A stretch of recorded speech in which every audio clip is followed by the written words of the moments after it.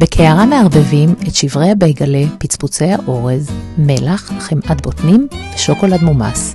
מערבבים היטב עד שמתקבלת תערובת אחידה ושותחים בתבנית.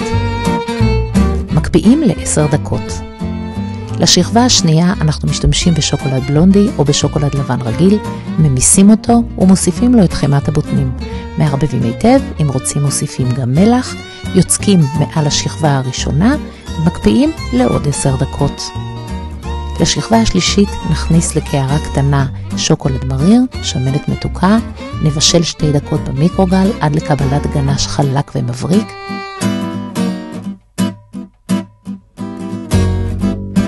נשפוך אותו מעל שכבה ב', ניישר היטב, נקפיא לחצי שעה, נשחרר בזהירות מהתבנית, נחתוך לפרוסות מלבניות ובתיאבון.